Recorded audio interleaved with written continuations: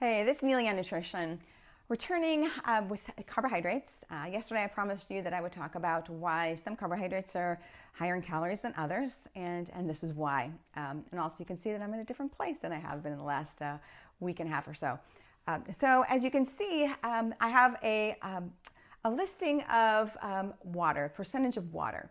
And everything is on a continuum as far as how much water that they have, the foods that we eat. Water obviously is 100% water, but then down at 0% water we have sugar and as well as oil.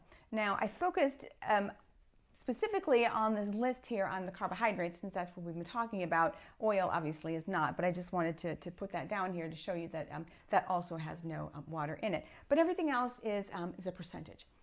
Now, when we talk about how great veggies are for us, they're like 90 to 96% water. So the volume that you can have for some of the more starchy type foods is pretty significant.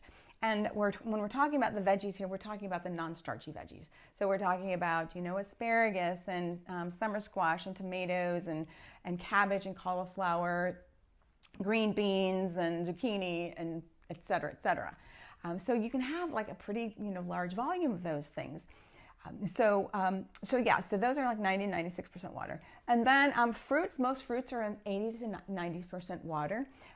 And in addition to carrots, kale, and Brussels sprouts and peas are a little bit lower. They're not as high volume of water as some of the other non-starchy veggies. Milk and yogurt are just under 90% water, so they're a little bit lower there. Banana, we talk about the banana, and so the banana is 75% water. So it's not fattening, it's just because it doesn't have any fat, but it's just more concentrated in calories. It doesn't have as much water, so the volume is not as great as you can eat compared to some of the other things. Oh, like watermelon is like 91% water, so you can get a much higher volume of watermelon, or strawberries is another one, for example, versus something like the banana. Right around the 75% as well. Potato also is about 75% water. And then some corn and quinoa and brown rice are also in the 70 to 80% category here. Pasta is a little bit lower in the 60 to 70%, as well as white rice and legumes. Dried beans, red beans, black beans, pinto beans, etc. are in that category. Now, I put feta cheese and mozzarella cheese as well as hard cheese a little bit lower here. So they're very, very low in carbohydrates, almost none, but I put them on here because they are made with milk, and milk has lactose, and that is a milk sugar, so that's why I put them on here.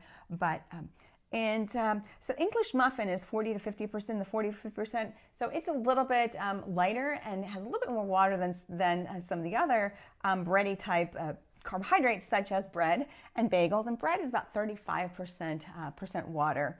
Interestingly, when you toast it, the volume of water drops down to 25%, of course, because you're taking the moisture out and drying it out. Makes sense. Sweets are in the 20 to 30% water category, and here we're talking about like donuts and cakes and biscuits and so forth. But then a little bit lower are going to be cookies and brownies, and also honey and dried fruits are in that as well. Up there in the sweets area, we have a syrup and jelly are in that 20 to 30%. Below 10%, though, we have crackers and breakfast cereals are less than 10% water, so very concentrated in the carbohydrates. So there you have specifically focusing mostly on the carbohydrates. So you might be curious, like, well, where do other foods kind of fall into place here? Well, I'll give you an idea.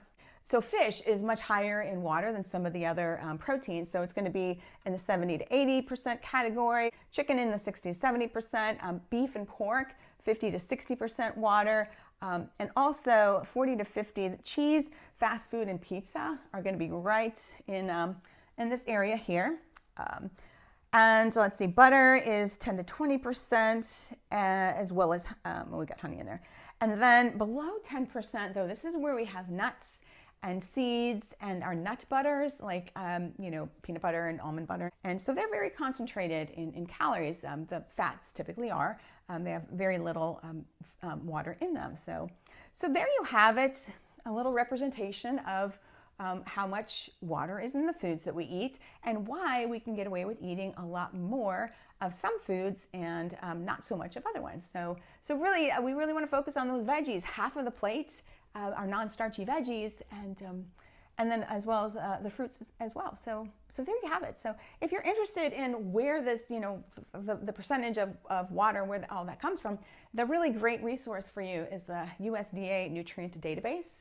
And you can get up to like 126 different nutrients, vitamins and minerals, and all the different fatty acids and amino acids and all sorts of stuff. So if you're a nutrition nerd like me, you can look into that stuff. So anyway, hope that was helpful. And thanks for watching Neily on Nutrition. See you tomorrow. We're going to be talking more about carbohydrates, specifically probably talking about sugars tomorrow. So anyway, we'll see you tomorrow in Neily on Nutrition. Thanks for watching.